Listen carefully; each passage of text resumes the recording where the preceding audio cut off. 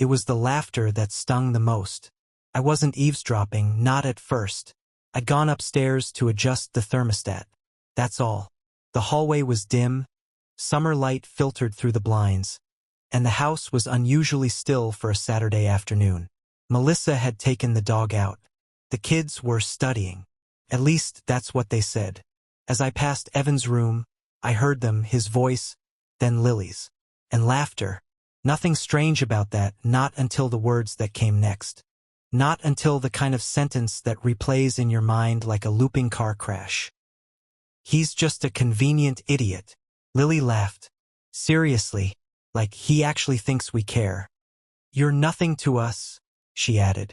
You're not our real dad. You're just there. There was no venom in it. That was the part that hollowed me out. No rage. No teenage tantrum. Just a casual, bone-dry dismissal. Like they were talking about some substitute teacher they wouldn't remember next year. A non-person.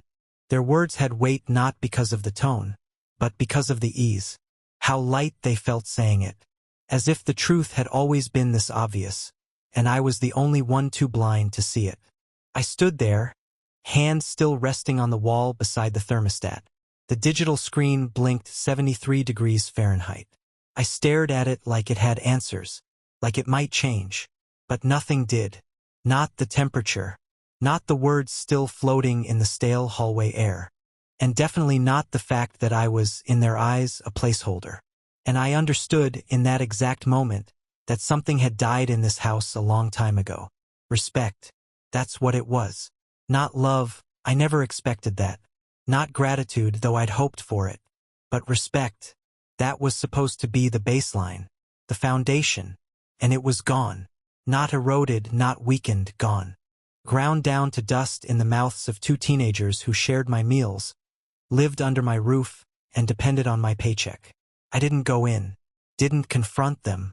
I walked past the room like I hadn't heard a thing. Why? Because I already knew. You don't fix rot by knocking on it. You tear it out.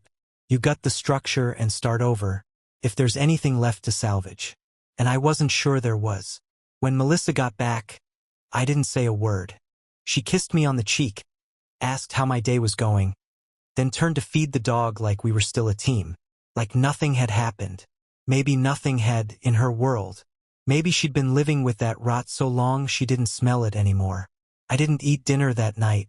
Told them I wasn't hungry. Melissa nodded, barely looked up from her phone. Evan mumbled something about pasta being mid. Lily made a face. They didn't notice my silence. Why would they? Silence is what you offer the furniture. The background. After they went upstairs, I needed to get away from the walls. From the polite domestic mask this house wore like makeup on a corpse. I headed to the garage, my last sanctuary. And that's when the second betrayal landed. It wasn't even hidden. That's what got me. They didn't bother to conceal it. Just rows of cardboard boxes stacked in a way I hadn't stacked them.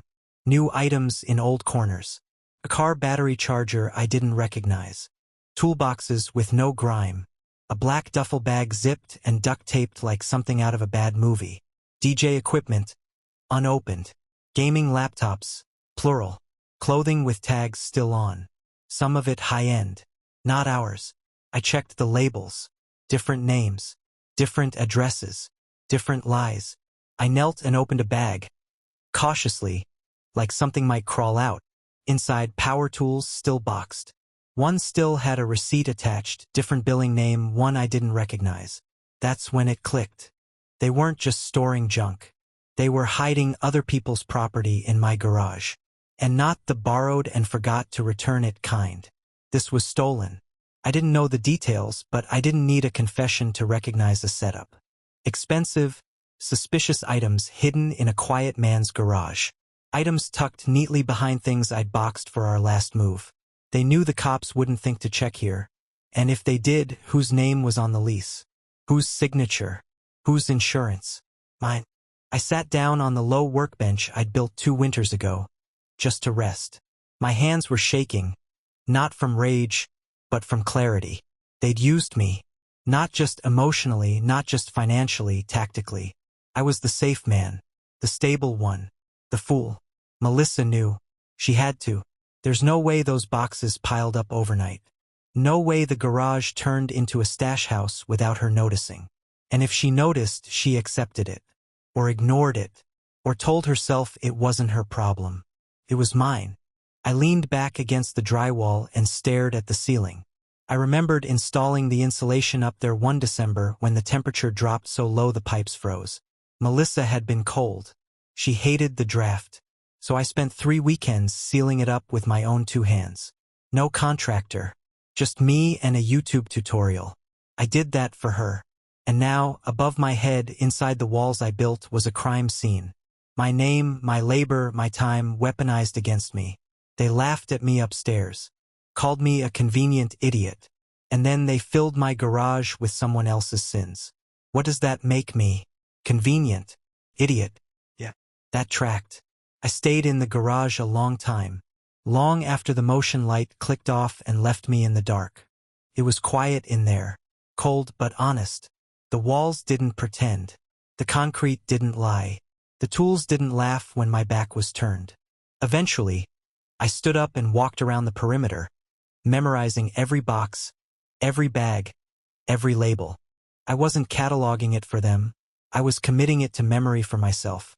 Because soon it wouldn't be my problem. Not any of it. Not the garage. Not the house. Not the kids. Not Melissa. Let them figure it out. I went inside, washed my hands in the kitchen sink, and looked out the window at the dark garage.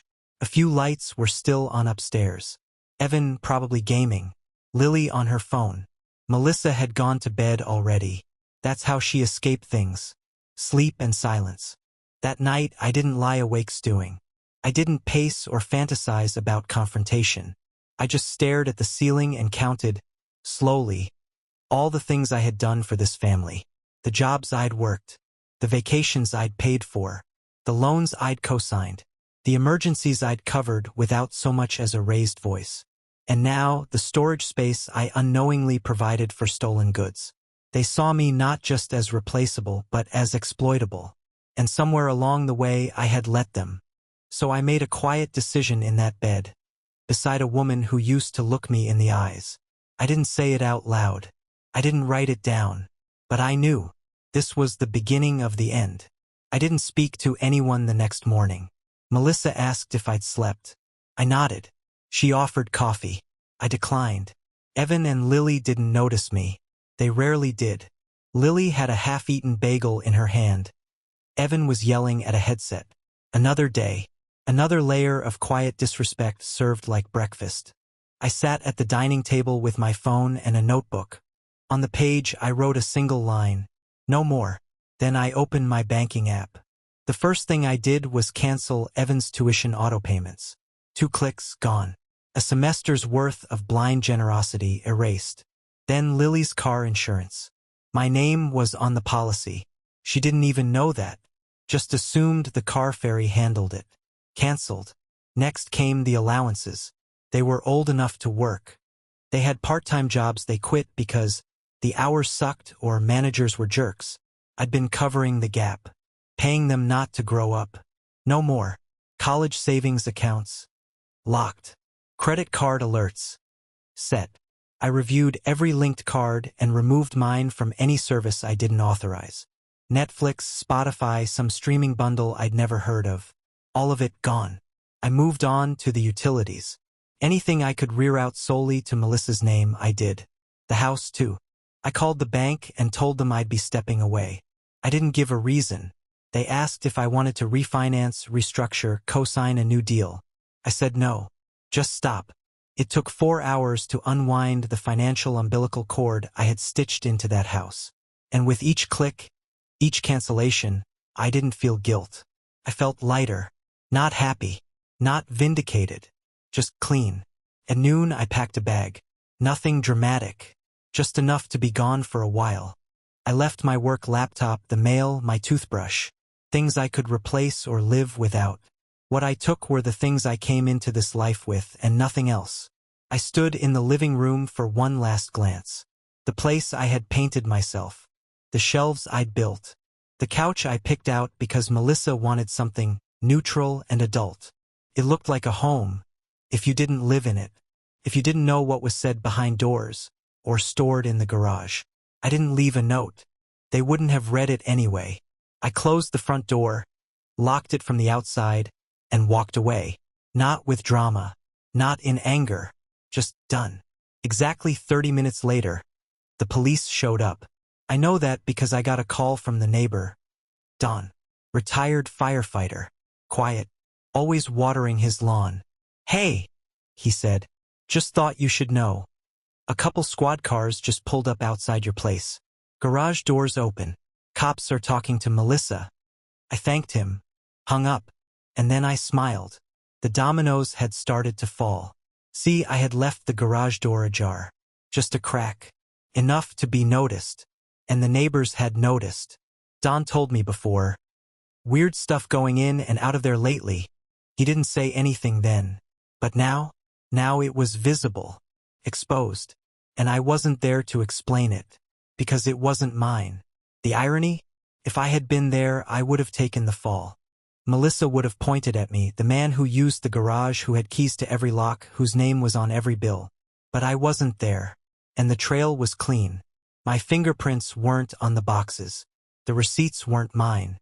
The names weren't mine. The lies weren't mine. By sundown, I was checked into a motel 30 miles west. Small, quiet, bed like plywood. But the silence? Unmatched. My phone buzzed. Over and over. Melissa. Evan. Lily. I didn't answer. Later that night, a text from Melissa came through. "The cops think it's stolen." I didn't know. I swear I didn't. I stared at the screen until it dimmed. I didn't reply. Evan's message came next. "WTF did you do? You just left? Real mature, coward." I blocked him. Lily's came last. Hesitant. Short. "Can we talk?" That one I let sit. In the motel, I turned off all the lights and lay in the dark. I thought I might feel regret, panic, doubt. But no, just quiet. I imagined them at home. Melissa pacing, trying to explain to the officers. Evan denying everything, his voice rising. Lily watching it all fall apart. Finally realizing the structure under her feet wasn't a gift. It was mine. And I'd taken it back. The next morning, I got another call. This time from a number I didn't recognize. It was Lily. "Please," she said, no greeting. "You have to tell them you knew nothing. They're saying the garage stuff could be tied to that burglary case from a few towns over. They think Evan's friend might be involved." I said nothing. "They think it's all of us. Like we're all in on it. They're asking for statements. I don't know what to do." She was crying. Not sobbing. Not theatrics. But scared. Finally. Genuinely. "I didn't know," she whispered. "I didn't know it was serious." I let the silence stretch. "You said I was nothing," I replied calmly. "Remember." She did. I could hear it in the pause. "I didn't mean it," she said weakly. "That's the problem," I said. "You did." And I hung up. I wasn't trying to be cruel. I was trying to make it real. They had lived in a house built on the back of a man they didn't respect. They had laughed at him, mocked him, then buried him in responsibility while treating him like background noise. And now they were calling for help. No more. By the end of the week, the tuition offices had flagged the non-payments. Automated emails went out. Accounts were frozen. The financial aid departments started digging. Melissa was listed as secondary contact. I had changed that before I left. She became the point person for every late bill, every question, every form. And Evan? He found out what it means to have your name whispered in police halls.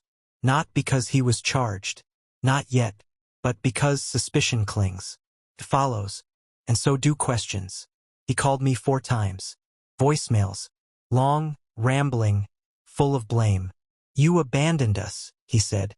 "You don't just quit a family." But I hadn't quit. I had simply accepted the truth they'd spoken first. "You're not our dad." Okay. Then I'm not your backup plan either. I left them with their names, their bloodlines, and the biological man who hadn't shown up for anything more demanding than a birthday photo. Let him show up now. Let them learn what it costs to treat a man like scaffolding. Because once you strip away the frame, the house shakes. And sometimes it falls. The silence lasted exactly 5 days. Then came the unraveling. Not loud, not explosive, just quiet failures, one after the other, until the house I'd kept standing on my back began to groan under its own weight. It didn't collapse like a storm-hit barn, caved like a lie held too long. It started with the emails. Melissa forwarded me one from Evans College. She hadn't even bothered to write anything. Just the subject line. Urgent. Account delinquent. Tuition payment failure. I didn't reply. Next came a call. Lily's voice again. Nervous. Soft. She asked if I would at least help explain things to the university. Maybe call and say the card was frozen by mistake. Just a formality, she said. I told her. I don't lie for people who laugh at me. Her breath caught. She hung up. Then the landlord called. Not mine, Evans. The apartment I'd co-signed without complaint. His voice was dry, professional, but even through the phone I could hear the calculation. We've got a problem, he said.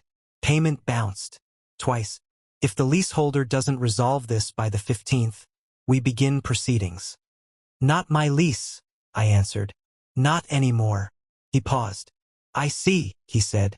Well, I suppose that's that. Yes, that was that. I knew Melissa was feeling the heat because her text shifted. Less rage. More panic. First it was, you've made your point. Then, we need to be adults about this. Finally, please, we're drowning here. I read every one and replied to none. I wasn't gloating. This wasn't revenge. It was education. And the tuition was past due. I checked in to a short-term rental with a kitchenette and a fold-out bed. The kind of place people land in when they're between stories. I set my laptop on the table and returned to contract work. Steady, quiet hours.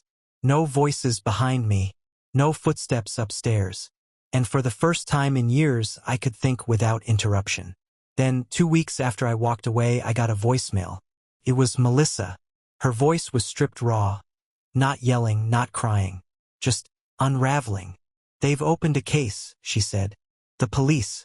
About the garage. They're looking into it seriously now. Asking questions I can't answer. They're bringing in Evan. Not charging him, yet. But they're not letting it go.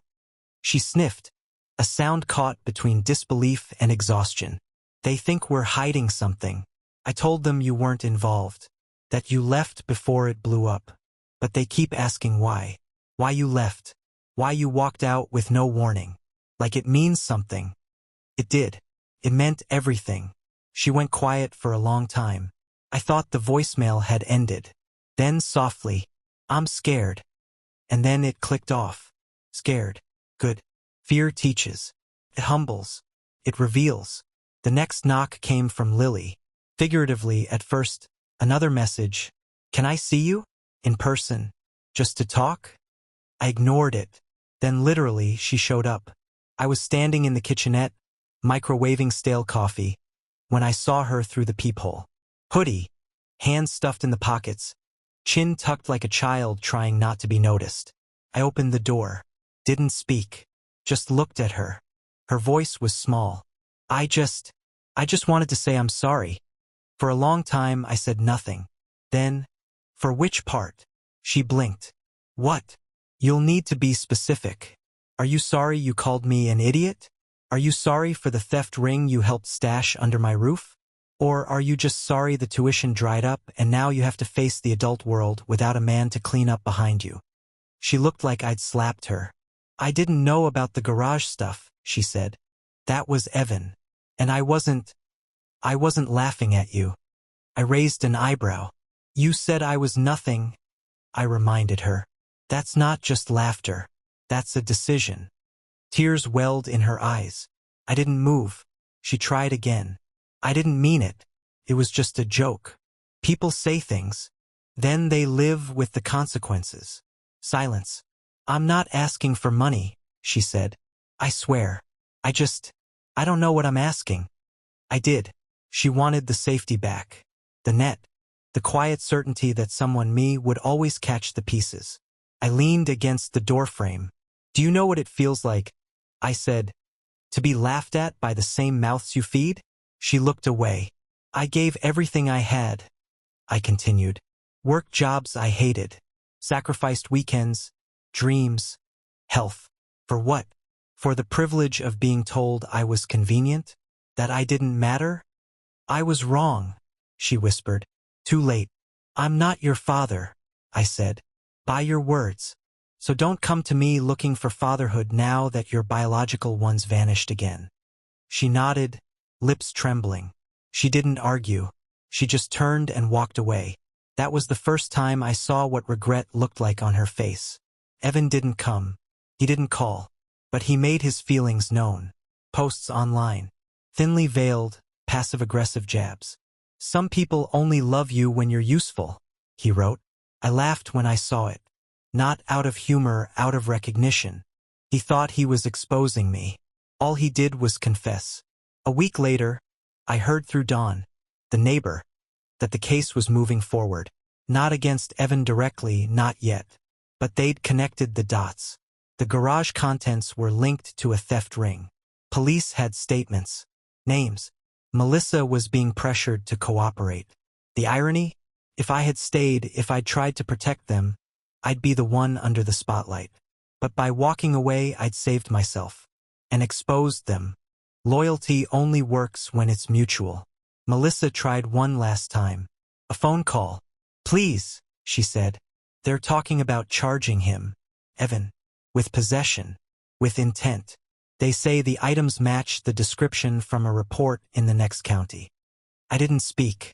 Her voice cracked. I didn't know. I didn't see it. I let the silence speak for me. Then she tried a different tone, softer, almost kind. You always said we were a family, that we stuck together. Doesn't that still mean something? No, I said. She gasped. How can you say that? Because you let them spit on me, and you called it adjusting. You let them ignore me and said, they'll grow out of it. You watched me carry this family and never once corrected them when they treated me like a ghost. She didn't answer. I was a tool, I said. Not a husband, not a father, just a man-sized wallet you could point at when bills came due. She whispered something, but I didn't hear it, or care. You told me who I was, I said. Now I believe you. Then I ended the call. That night, I stood outside the rental under a sky so clear it felt painted. The air was cool, clean, free of accusation. I breathed in, and I felt not joy but peace, because the line had been drawn, and I hadn't crossed it. I had stayed true. They were feeling the absence now. Not just the money, the structure, the net. The man who paid for silence, and in doing so, allowed disrespect to grow like mold behind drywall. But the mold had been exposed, and I had left the house. I never went back to that house. Not once. Not even to pick up the rest of my things. Whatever I left behind, tools, shirts, half-read books on the nightstand, I considered it payment for clarity. Let them have it. Let them live inside the shell they hollowed out and painted over. The house had my sweat in its beams, but not my name on its soul. Not anymore. I got the final call 3 weeks later. Blocked number. I don't know why I answered. Maybe I knew it would be the last time. It was Evan. Charges are being filed, he said. His voice was steady, but I could hear it. The break beneath the surface, the thin crack in the dam. They're saying accessory, obstruction, because I wouldn't give names. You knew who was involved? He didn't answer. You knew, I repeated. I didn't think it would go this far, he snapped. It was just holding stuff for a friend. It wasn't mine. It was in my garage. He went quiet. Under my name. In a home I paid for. Surrounded by locks I installed on shelves I built. I didn't ask you to. That was it. That one sentence. That's the one that finished it all. I didn't ask you to. It was a confession and a defense. An erasure and an accusation. I didn't answer. I didn't argue. I just let him sit in it. He tried again. Mom's losing it. She can't sleep. Lily's barely talking to anyone. The school pulled my financial aid. Said my record's under review. Everything's falling apart. I said nothing. I don't get it, he said. You're really going to let it all go to hell just because of one thing we said? One thing, I replied, slow. You think this is about a sentence? He hesitated. Isn't it? No, I said. It's about everything before that sentence. Everything underneath it. That sentence just confirmed it. He was breathing harder now. I made mistakes, he said. I said things I shouldn't have. But you don't just quit on people. Don't I said. Because I spent years not quitting. Years carrying people who didn't see me, who rolled their eyes when I spoke, who needed my money, but never my opinion, who only noticed I was in the room when the Wi-Fi stopped working or the gas tank ran dry. I let it hang. I didn't quit, Evan. I woke up. He muttered something. Maybe a curse, maybe a sob, and hung up. That was the last time I heard his voice. Lily sent one final message the next morning. They're saying Evan could serve time. He's scared. I'm scared. Mom's falling apart. We didn't know how much you were holding together. I don't know how we fix this. I stared at the screen for a long time, and then I wrote back, you don't, because that's the truth. They were still dancing around. There's no fixing this. You don't rebuild a bridge after you laugh while it burns. I returned to work. Full-time, remote, quiet contracts, projects that came and went without emotion. I moved into a new place, small, efficient. No creaky stairs. No ghosts in the hallway. No photos on the walls of other people's smiles that never reached me. Melissa didn't try again. She understood, finally, that there were no more cards to play. Not legal ones. Not emotional ones. She kept quiet too long. Let them twist my role until it was something mockable. Something conditional. Something discardable. She didn't say, I'm sorry. She didn't say anything. A week later, a letter arrived. Certified mail. An envelope with official weight. Inside, notice of criminal charges being formally filed against Evan and another boy from his school. A list of items recovered. Some from the garage. Some from a pawn shop. All linked. Melissa's name was not listed. Mine wasn't either. That was the point.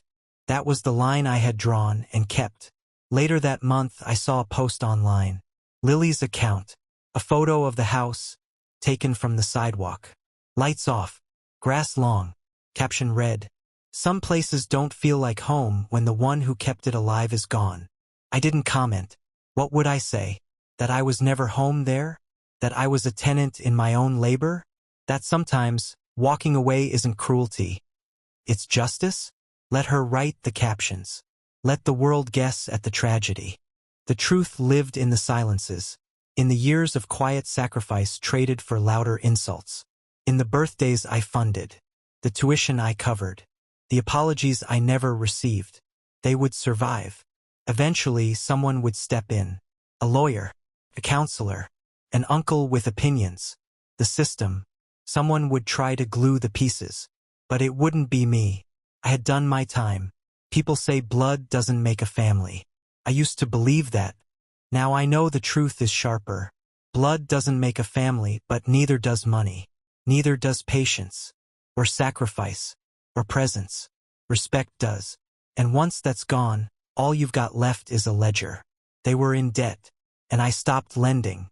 So now I ask you, whoever's reading this, hearing this, trying to make sense of it all, was I wrong? Was I cruel to walk away?